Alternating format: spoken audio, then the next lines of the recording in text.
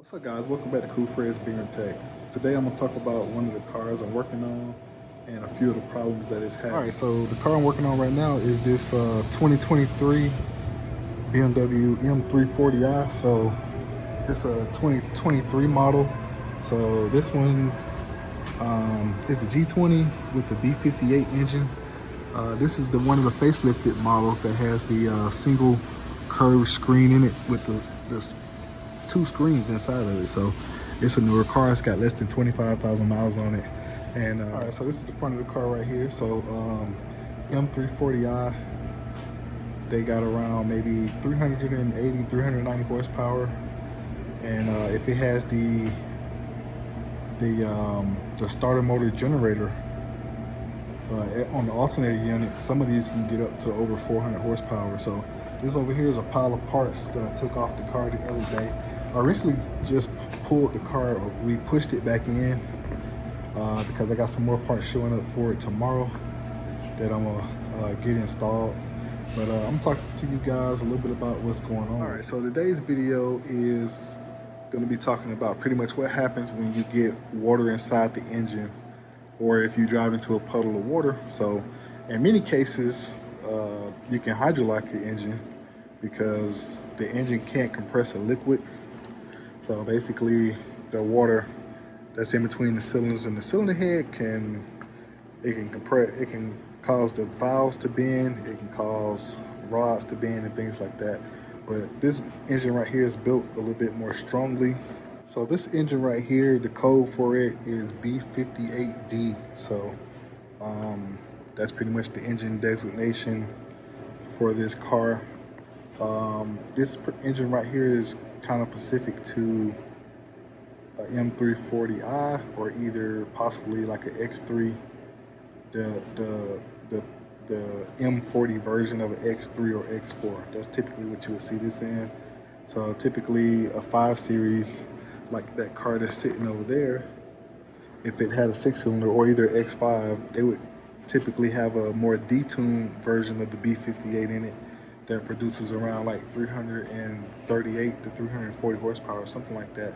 So this one right here has a little bit more horsepower, like I spoke with earlier. So it's more, this is more of a kind of, it's a spirited car, kind of sporty car. Somebody who maybe would aspire to have an M3 or M4, but maybe don't want the higher insurance bill or want maybe a little less horsepower or still want to go fast, they typically will choose something like this. So this right here is a perfect choice for a lot of people who want something that's real fast and peppy. And a lot of people tune these things and get a lot of power out of them and stuff like that. But enough about that type of stuff. So I'm gonna talk about why this car is here. It came to our shop for a second opinion on a quote that they have gotten from another shop. So I'm not sure what happened at the other shop or the other dealer. I guess they were unhappy about something, maybe the customer service or who knows, but I don't know. But they're here, so we looked into it. They had some questions about, you know, why is it not covered under warranty? And after looking at it and inspecting it, that's why I got it tore down like you see here.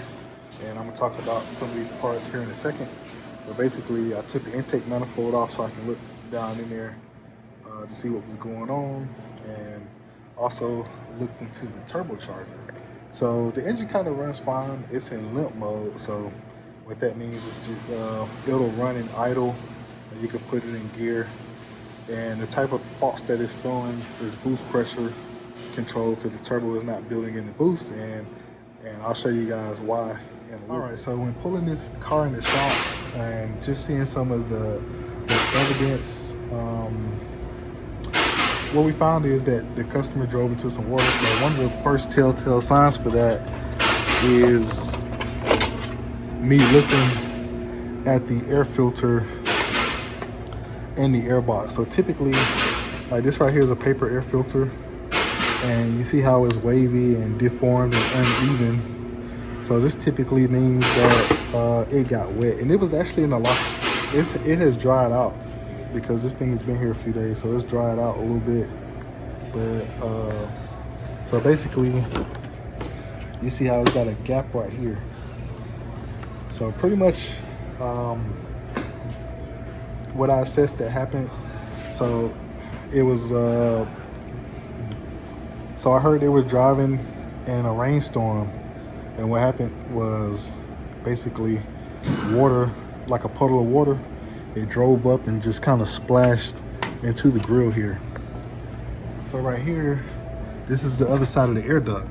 So water and debris and everything basically rushed in here into this engine. And this engine is turbocharged, so it's always sucking air.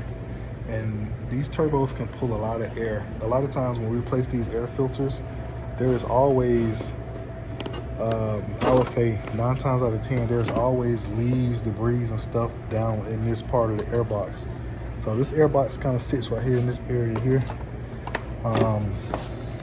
So pretty much what happened as water got in here, it got deformed or sucked in, and all the water along with the debris basically got sucked into the turbo, into the inlet tube here, which is right here. So that's the first place the air goes, into the fresh air pipe through the turbo, through the turbine. So this right here is the charged air pipe, which comes out of the outlet side of the turbocharger. Like once that air has been compressed, this is the next place it goes, through this pipe here, which this part right here connects to the turbo. So another symptom that they were having was white smoke coming from the exhaust, because along the way of all that stuff getting sucked in there, I'm gonna show you guys the turbo in a little bit. So basically the turbo got damaged, and basically pressurized oil, because the oil gets oil pressure that goes to the turbo. It also gets coolant that goes through there.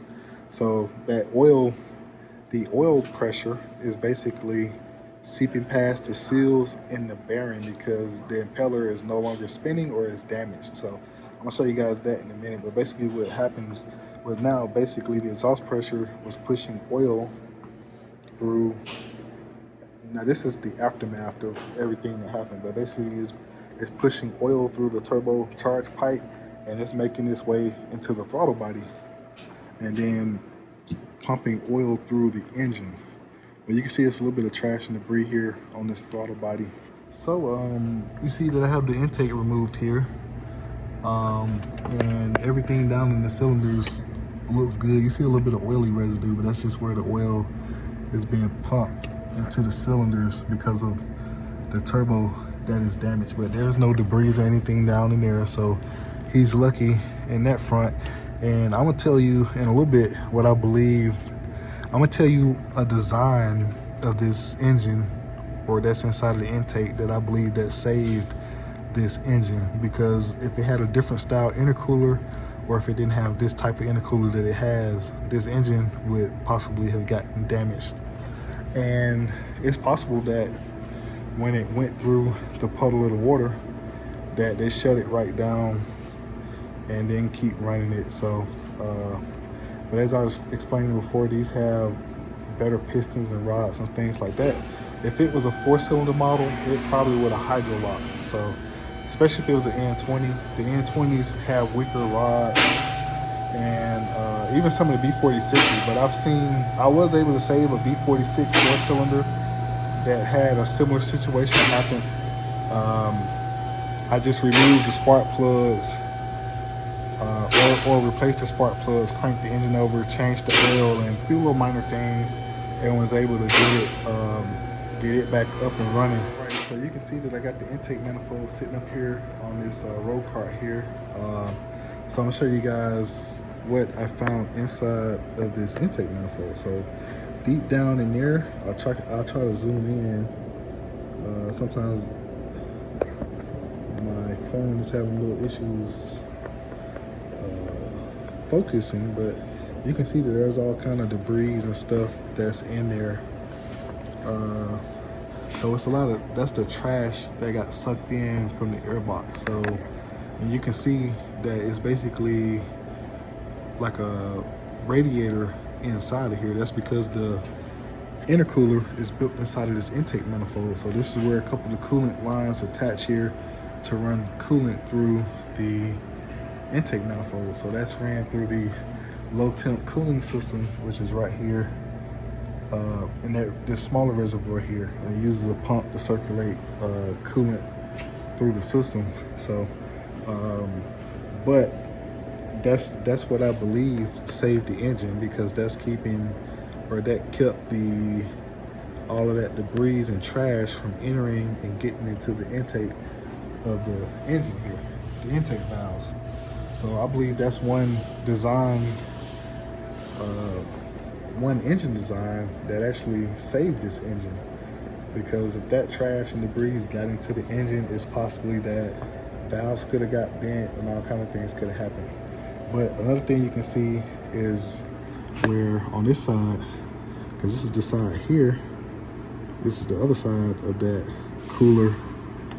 You can see it's all kind of oily residue. So it's not supposed to be that much oil down in these intake runners. So that's because it's getting pumped in through the turbocharger that's defective. So basically that exhaust pressure is running that oil through the engine. So I'm gonna grab my borescope and we'll look into the turbo, and I'll let you guys see what's going on with that. All right, so I got my borescope out here, and I'm basically running it into the fresh air pipe. So this is the turbo inlet, and you can see over here, it may not be that clear to you guys, but you can see that we got some nasty, like that turbine, it's got some real crazy damage on it. That right there, I saw that too while I was inspecting it. So there's a bolt, the bolt or the spindle basically broke off, like the turbine shaft. So basically it split and broke apart, and that's the bolt sitting right there. And one thing I tried to do is stick a screwdriver in there so I can spin that impeller, and found that it won't spin. So that's totally seized up. So this turbo is bad. It's got to be replaced. So this is pretty much what I showed the customer. And the good thing about this borescope is I can kind of stick this in here, diagnose that, and figure that out without kind of taking too much stuff apart. So I did have to take a few things apart, like the pipes and the air boxes and stuff like that, to get down to the bottom of what's going on with this particular vehicle. So I just wanted to show you guys that, and show you the aftermath of what happens when you get a combination of debris and water sucked into your engine. That's gonna wrap it up for today's video. I do got some more parts coming for this car. In this box right here, this is the intake manifold. In this box, this is a throttle body, a new air filter. I don't know if I mentioned this before, but the customer has already had the oil changed at another dealership. So it's got fresh oil in it, and I'm just waiting on the turbo to show up. So a new turbo is supposed to get here tomorrow. So after I get this thing taken apart, I'll probably show you guys maybe what some of what the turbo looks like on the inside, and then hopefully once I get this thing back together, it runs like a champ, and I'll try to get some more footage of it, you know, complete and running. So thank you guys for checking out Cool Fred's VINY Tech. So you guys be careful if you ever get into a rainstorm or a flooded patch of water. Be careful. You may want to slow down and just kind of ease through it, or either turn around, because if water rams in here, you can be assured that water will suck its way into the engine, because these engines, any turbo engines, they are pulling a lot of air through the air filter in the air box. They're already sucking a lot of air in, and a lot of times the turbos with the twin scroll design, which we have here in this car, they're pulling more velocity of air at a lower RPM.